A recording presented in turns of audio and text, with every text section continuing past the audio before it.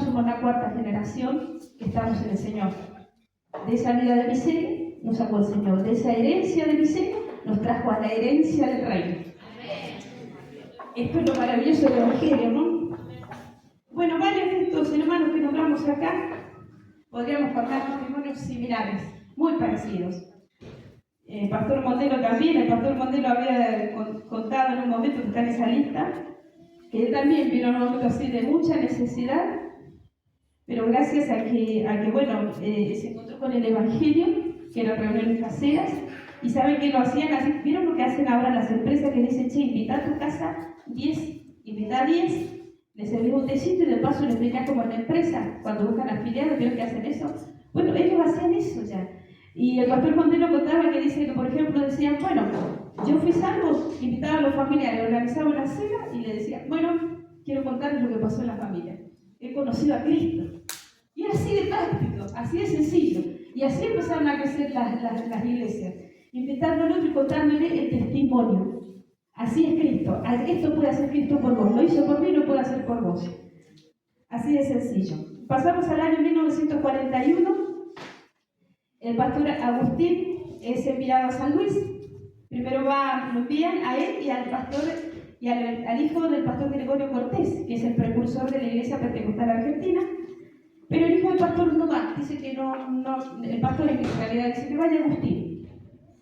El asunto que Agustín primero va soltero, bueno, después se casa, y en 1943 ya tiene el terreno. Hay que decir que es la misma dinámica que contaba la hermana Rosa. Si alguien compraba un terreno, ¿saben lo que hacían? La mitad era para la iglesia. Lo donaban ellos, porque no tenían una gran congregación. Y eso mismo hace el pastor Agustín. Él compra un terreno y le dice, bueno, vos ya te tenés que establecer. ¿Cómo lo va a hacer? Pedirle al Señor que te diga. Y el pastor Agustín compra, y una parte, por supuesto, se lo dona a la iglesia. Eso pasa a ser de la institución. Pero simulaban una venta, porque creo que... Simulaban una venta porque tiene que haber un trámite ahí. No puede donarse directamente. Simulaban como que la iglesia le compraba a ellos. En Rivadavia también va a ocurrir lo mismo con Cabiliotti, o sea, siempre manejaban la misma dinámica. Para la iglesia. Chile-Argentina. En 1943 la IEP Argentina se independiza de Chile. El 12 de mayo de 1943 queda constituida la primera comisión directiva local. El líder natural va a ser ¿quién? El presidente de la misión va a ser el misionero que fundó la misión, que va a ser Elías López. En esta época ya estamos ahí con la ley AFUR, la ley esta de enseñar catolicismo en las escuelas. Entonces sigue habiendo persecución, sigue habiendo una lucha ahí grande, pero seguimos estando en medio de una época milagrera, hermanos. Pasaron décadas y esto seguía ocurriendo. En 1944 se obtiene la personería jurídica número 416, que esto le da legalidad como una institución. De aquí en más ya las propiedades tenían que pasar a ser de la IEP, que es lo que hablaba recién la hermana Rosa, que es lo que no se hizo en algunos casos. Agustín Pellegrino es nombrado secretario de actas en 1945. ¿Cuántos acá conocieron al pastor Agustín? A ver, levanten la mano. 1, 2, 3, 4, 5, 6 personas conocieron al pastor Agustín. Saben que yo me acuerdo de esos pasajes donde habla que el sumo sacerdote tenía una receta de perfume, que al sumo sacerdote se le decía el perfumado. Y yo no sé por qué lo relaciona el pastor Agustín con eso, porque su presencia era como que era santa, emanaba santidad. Y dice que por donde pasaba el perfumado, que era el sumo sacerdote, dejaba el perfume, receta que no se le pasaba a ningún otro ser humano, solamente el perfumado lo usaba, porque ese representaba la presencia de Dios, que donde él iba dejaba su perfume. Y yo creo que los que son ungidos dejan ese perfume. Me hacía recordar a muchos otros ministerios que también pasaban cosas similares. Una vez me acuerdo en Chile, en un evento del pastor John Guichón, los ministros que tenían, la sombra de ellos tocaba a las personas. Y ellos no tocaban a las personas, ellos pasaban y la gente...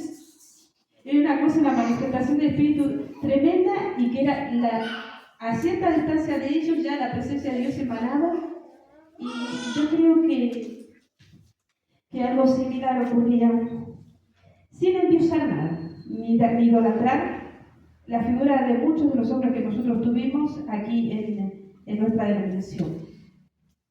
En 1948 conoce al Señor el pastor pionero Arturo Sosa.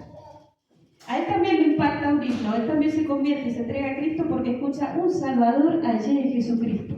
Y ahí entrega su vida a Cristo y también después no lo para nadie. Una vez que conoce a Cristo, de ahí salieron muchos pastores de esa obra, del pastor Arturo Sosa. En la década ¿sí? Acá está el nieto. A ver, levanta la mano. Bien. El nieto del pastor Agustín. Y está el bisnieto del pastor Agustín. Levanta la mano. Nieto. A ver. Bien. En la década del 50 ya teníamos varias obras en la consulta Tunuyán, Rivadavia, San Luis, Chaco.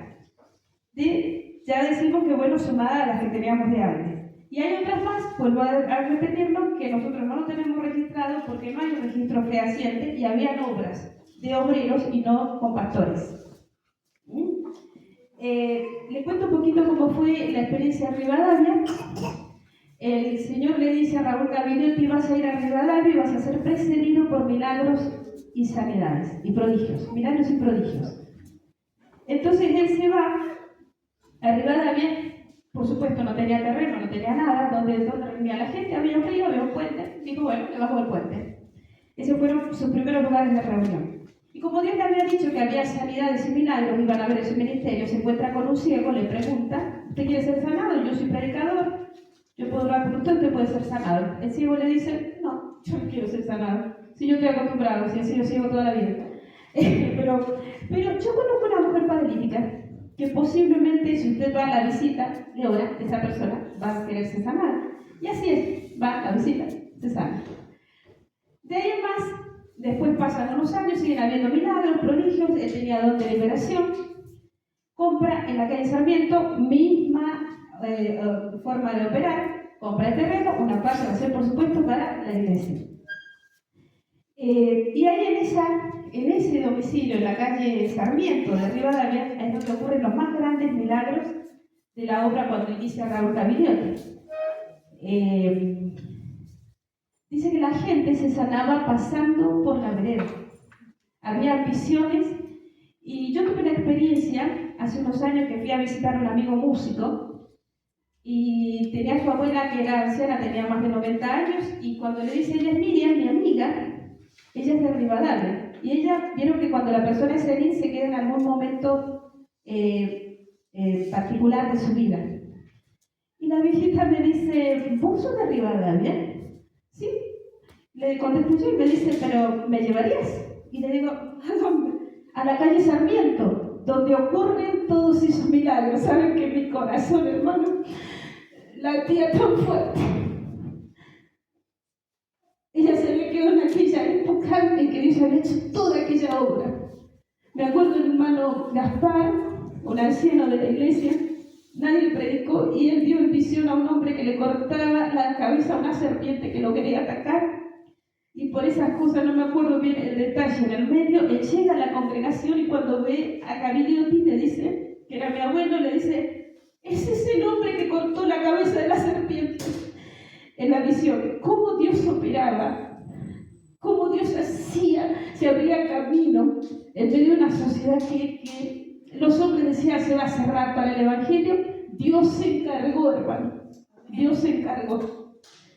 Así empezó la obra, lamentablemente, porque yo voy a contar, nosotros no queremos contar esto como que es algo épico, queremos contar lo real. Yo clamaba todo este tiempo cuando la hermana Rosa me dijo, baja y vos, yo decía, yo no quiero, porque a veces uno se tiende a decir, voy a contar todo lo bueno, lo grandioso, y algunos hasta exageran, y yo, el temor de Dios entró en mi corazón y dije, Señor, no me lo permitas, yo voy a contar lo que yo tomé conocimiento y lo que me des permiso a decir.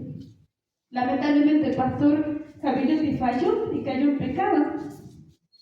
Y vio cuando Jeremías dice, yo tenía un fuego ardiendo, que si no hago lo que tengo que hacer, me consume. Yo me imagino la angustia de Raúl Gabinetti por predicar cuando había sido predicado toda la vida y usado grandemente por Dios. El ministerio de liberación era tan claro en él que lo llamaban de distintas partes del país para que ministrara liberación. Pero convivió con el pecado, vivió un tiempo, una doble vida, y el pecado lo alcanzó y lo arrebató del ministerio y de aquello maravilloso que Dios le había dado. ¿Cuánto tenemos que cuidarnos, hermanos? No somos dueños de la obra, la hermana Rosa lo decía hace un momento, la obra es del Señor. Con temor y temblor todos los días andemos, porque el temor a Dios, que es el principio de la sabiduría, ¿qué es aquello? Tenemos que tomar conciencia que estoy en el baño, en la casa, pensando, reflexionando, durmiendo, acostado, caminando, acompañado, solo, siempre el Señor está. Gloria a Dios. Que el temor de Dios siempre inunde nuestros corazones. Mi madre, cuando falleció mi abuelo, dijo: estoy triste. Y no era la tristeza de la muerte, sino dijo: yo creí que mi padre iba a ser honrado en su muerte.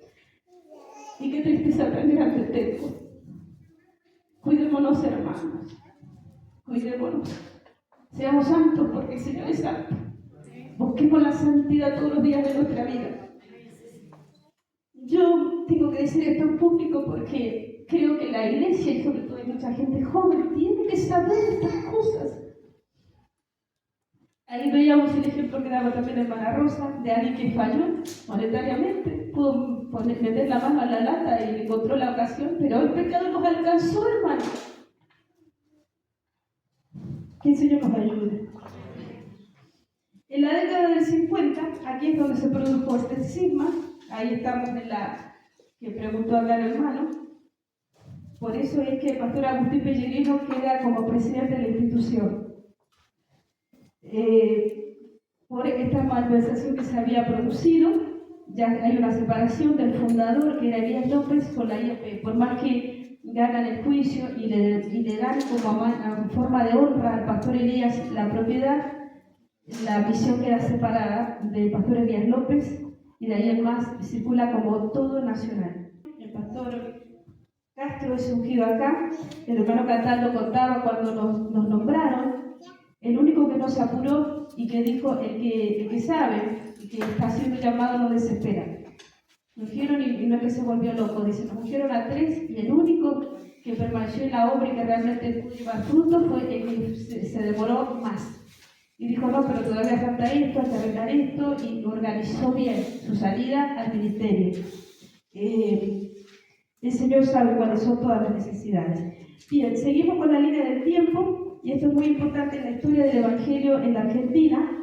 En el año 1954, Tommy Hicks llega a la Argentina. También este hombre llega como por casualidad, porque en realidad iba a venir otro evangelista. Ya estaba la Asamblea de Dios acá en la Argentina. La Asamblea de Dios nace también después del avivamiento de la calle Azusa en 1914. Ahí empieza la Asamblea de Dios. La Asamblea de Dios se había mandado misioneros a la Argentina, porque del avivamiento de la calle Azusa, como dijo la hermana Rosa, todos los avivamientos son despertares para evangelizar. O sea, integridad, santidad, bautismo y Espíritu Santo enviados a las misiones. ¿Entienden? Esos son los pasos que se han dado siempre con un avivamiento. No es para quedarse dentro de la casa. Bueno, asumo que los hermanos de la Asamblea de Dios quieren traer a un evangelista para hacer una campaña así, sencilla. Y este hermano dice: no puedo ir, pero pueden llamar a Tommy Hicks. Lo llaman a Tommy Hicks. Tommy Hicks ya había recibido una revelación que él se ve volando al sur de América. Y le dice: volando irás a ese lugar. Y bueno, viene, y cuando está en el avión, Tommy Hicks, era muy graciosa, es muy graciosa la historia de Tommy Hicks. Está en el avión y le dice a alguien: estaba recibiendo una palabra del Espíritu que no entendía. ¿Qué quiere decir Perón en español? Dice: no, Perón es el presidente. Ah, eso quiere decir.